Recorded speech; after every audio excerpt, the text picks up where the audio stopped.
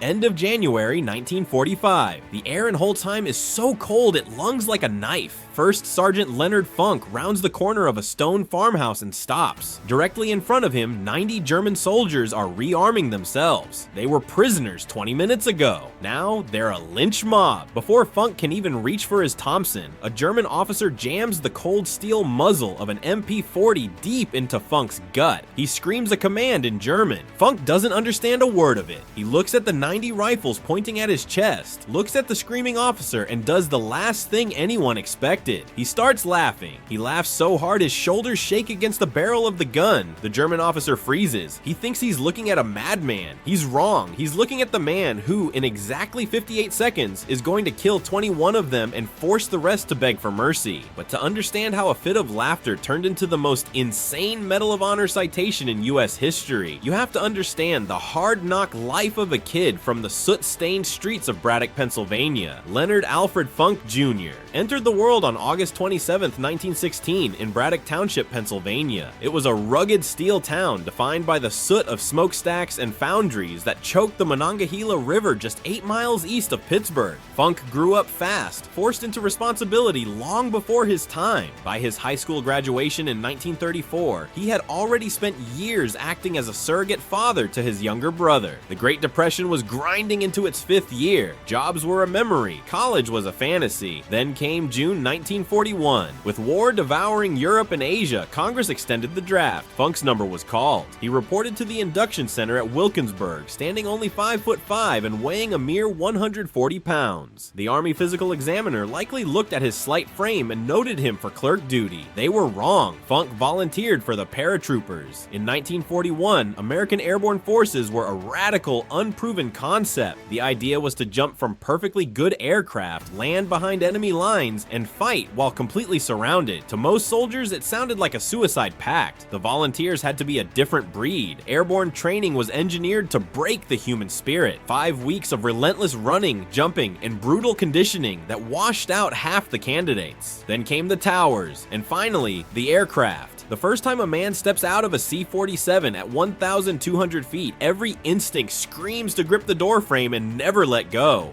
The ground is a distant blur, the wind tears at the skin, and survival is reduced to fabric, cord, and faith. Funk earned his wings. He was assigned to Company C, 508th Parachute Infantry Regiment at Camp Blanding. By late 1943, the 508th shipped to England to join the 82nd Airborne, the All-Americans. These were veterans of Sicily and Italy, men who had already killed and watched their friends die. Funk was the old man at 27, nearly ancient compared to the 20-year-olds in his squad, but he possessed a quiet, steady competence that compelled men to follow him into the mouth of hell. By D-Day, he was a squad leader. Eventually, he would become the acting company executive officer. First, however, he had to survive Normandy, June 7, 1944. After 1 a.m., the C-47 Skytrain shuddered as flak tore through the sky. Funk stood in the stick, 60 pounds of gear strapped to his small frame, clutching an M1A1 Thompson. The aircraft was at 400 feet, perilously low, but the pilots couldn't climb through the storm of German anti-aircraft fire. Tracers arced through the dark like angry fireflies, fragments pinging off the fuselage. 13,000 paratroopers were dropping into chaos. They were meant to secure bridges and crossroads, but nothing went according to plan. The green light flashed. Funk jumped. The prop blast hit him like a physical blow before the chute deployed, and the world went eerily silent. Below lay occupied France. The operation was a disaster of scattered formations. Men were drowning in flooded fields or being executed before they could cut their harnesses. Funk hit the ground hard, his ankle twisting with a sickening pop. For the next 2 weeks, every step would be agony, but he could still fight. He buried his chute and began to move. He was about 45 miles from his drop zone, alone in enemy territory. Within hours, he had scavenged a group of lost paratroopers from different units, 18 men in total, and all looking for a leader. Funk took charge. For 10 days, he led them through the shadows, hiding by day and striking by night. Despite his fractured ankle, he insisted on scouting the point, absorbing the most danger to protect his men. When they finally linked up with Allied forces on June 17th, Funk hadn't lost a single man. He earned a Silver Star, a Bronze Star, and his first Purple Heart. He was just getting started. September 15, 1944, Operation Market Garden. 35,000 paratroopers dropped into the Netherlands to seize a bridge too far. The plan was ambitious, perhaps fatally so. While the British were being decimated by unexpected SS panzer divisions at Arnhem, Funk was focused on his own sector near Nijmegen. After landing, he noticed a crisis the planners had missed. 3 German 20mm flak guns were shredding the incoming Allied gliders. Hundreds of reinforcements were about to die in mid-air. The guns were dug in on high ground, protected by 20 German soldiers and interlocking fields of fire. Standard doctrine required a 3-to-1 advantage to attack. Funk had 3 men. He was outnumbered 7-to-1. He attacked anyway. Leading from the front, Funk and his 3-man patrol stormed the nest, neutralized all 3 guns, and silenced the position. The gliders landed safely. For this, he was awarded the Distinguished Service Cross. He now held 2 of the rarest decorations for valor in existence, but his most insane moment was still ahead. December 14, 1944. Hitler launched his final gamble, the Battle of the Bulge. 3 German armies crashed through the Ardennes, aiming to split the Allies. It was a nightmare of ice, snow, and temperatures dropping to 5 below zero. Entire divisions crumbled. Then came the Malmedy massacre. One day into the offensive, a convoy of American artillery observers ran into the spearhead of Kampfgruppe Piper. Outgunned and surrounded, 113 Americans surrendered to the SS. The prisoners were herded into a frozen field near the crossroads, disarmed, hands raised, waiting for the next step of their captivity. Then, without warning, the SS opened fire. Machine guns, pistols, and rifles tore into the huddled group. They shot them down like cattle. Those who tried to run were cut down in the snow. Those who lay wounded were finished with a single shot to the head. 84 Americans died in that field. A handful survived only by playing dead for hours, listening to the crunch of German boots and the sound of German laughter. When darkness finally fell, 43 survivors crawled back to American lines. The news of the Malmedy massacre spread through the ranks like a toxin. Before this, the war in Europe followed a set of unofficial, grimly professional rules. Men surrendered when hope was lost and expected the protections of the Geneva Convention. After Malmedy, those rules were dead. American soldiers swore they would never surrender to the SS, and some units passed down silent orders that no SS prisoners were to be taken. Something hardened inside Leonard Funk when he heard the news. He had seen the worst of Normandy and the nightmare of Holland, but this was different. This was a cold-blooded murder. He decided right then that he would never surrender to the Germans, a resolution that would be tested within weeks. January 29, 1945. The Ardennes. The German offensive had snapped, and the Allies were finally pushing back. Company C received orders to seize the Belgian village of Holzheim, but they were dangerously under strength. Their executive officer had been killed, and they lacked the manpower for a full assault. Funk, now the acting executive officer, looked at his depleted roster and made a desperate move. He walked into the company headquarters and informed the clerks, supply personnel, and cooks that they were all infantry now. He told them to grab their weapons because they were taking a village. He formed a makeshift platoon of 30 men who had spent the war behind desks. Men who had basic training, but had likely never fired a weapon at another human being. Funk didn't care. He needed bodies, and he intended to turn them into soldiers. The march to Holzheim was a 15-mile nightmare through waist-deep snow in a blinding blizzard. Temperatures plummeted as German artillery shells whistled overhead. Leading from the front, Funk brought his makeshift warriors into the village. There were 14 houses, and the Germans were in every single one of them. Through a blur of grenades and gunfire, Funk and his men cleared the town, capturing 30 prisoners without suffering a single American casualty. Combined with another unit's haul, 80 Germans were corralled in a farmhouse yard. Funk looked at his exhausted men. With scattered resistance still echoing through the village, he could only spare 4 guards for the 80 prisoners. He ordered them to hold the Germans there until reinforcements arrived. Then he headed back into the fight. He had no idea that the situation behind him was about to invert. As Funk cleared the remaining pockets of the village, a German patrol draped in white camouflage capes slipped toward the farmhouse. In the swirling snow, they looked nearly identical to Americans in winter gear. The 4 guards realized the danger only when the muzzles were already at their chests.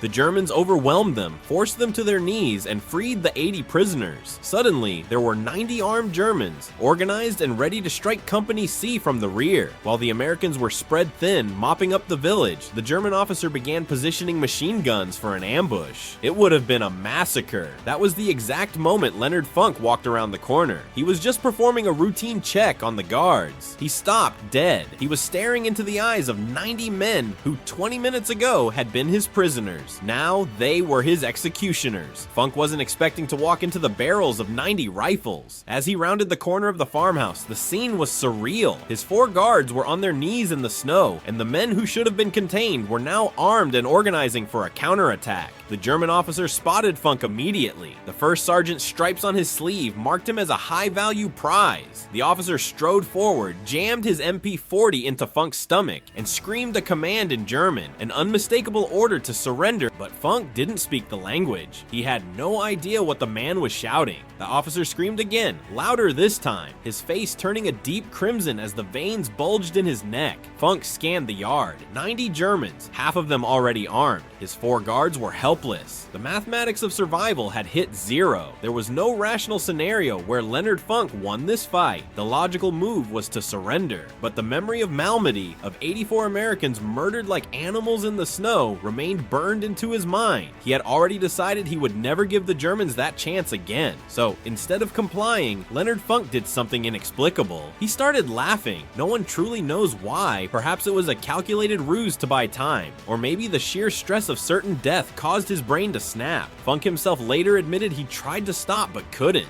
Something about the officer's frantic screaming touched a nerve. The effect was devastating. As the officer's rage turned to confusion, Funk bent over, his shoulders shaking, and called out to his men that he couldn't understand a word the German was saying. The tension in the yard turned bizarre. A few German soldiers, caught in the absurdity, actually began to laugh along with him. Their officer was turning purple with fury, yet this American wouldn't stop cackling in the face of a submachine gun. For a few critical seconds, the German didn't know how to react. People beg, they plead, they comply. They do not laugh while a gun is crushed against their gut. Funk used those seconds. Still appearing to laugh, he reached slowly toward the Thompson submachine gun slung over his shoulder. The German officer watched, relaxing slightly, assuming the American was finally surrendering his trophy. Funk's hand closed around the grip. He unslung the weapon with careful, deliberate movements. Then, in one motion, faster than thought, he swung the muzzle into line and squeezed the trigger. The Thompson fired at a rate of 600 rounds per minute. At point-blank range, the first burst caught the German officer in the chest, 30 rounds exiting the barrel in less than 3 seconds. The officer was dead before his body hit the frozen ground. Funk didn't stop. He couldn't. The moment he pulled that trigger, he committed to killing everyone in the yard or dying where he stood. He pivoted, the Thompson spraying an arc of lead across the nearest soldiers. Brass casings tumbled into the snow, steaming in the sub-zero air. When the magazine ran dry, Funk didn't hesitate. In a firefight, 2 seconds is an eternity, but through thousands of hours of muscle memory, he ripped the empty mag out and slammed a fresh one home in a single heartbeat.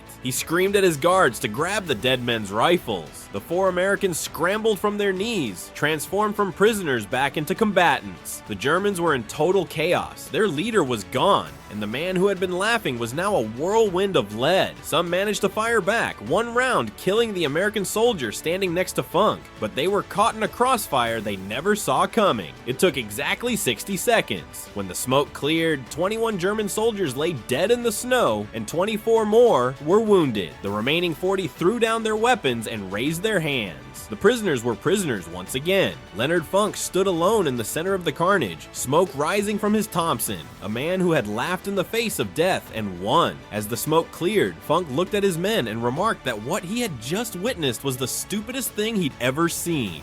The aftermath felt almost anticlimactic. Company C secured Holzheim, and the surviving Germans were marched to the rear under a much heavier guard.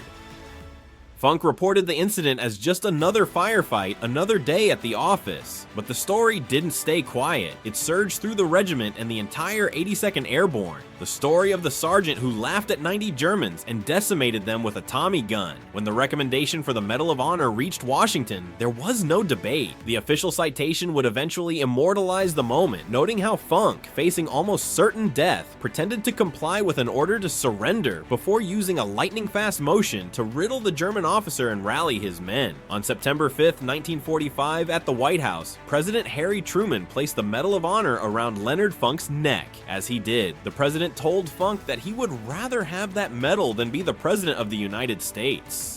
The tally of Funk's service was staggering. He earned the Medal of Honor, the Distinguished Service Cross, the Silver Star, a Bronze Star, and 3 Purple Hearts, meaning he was wounded 3 separate times and refused to stop fighting. His chest was heavy with foreign decorations as well: the Croix de Guerre from France, the Order of Leopold from Belgium, and the Military Order of William from the Netherlands. Leonard Funk, 5'5" and 140 pounds, had become the most decorated paratrooper of World War II. When the war ended, Funk simply went home. He didn't write a memoir or join the lecture circuit. He didn't trade his valor for a political platform. Instead, he returned to Pennsylvania and took a job with the Veterans Administration. He spent the next 27 years doing the same kind of quiet, necessary work he had done before the war, navigating bureaucracy and cutting through red tape for other veterans who had given everything.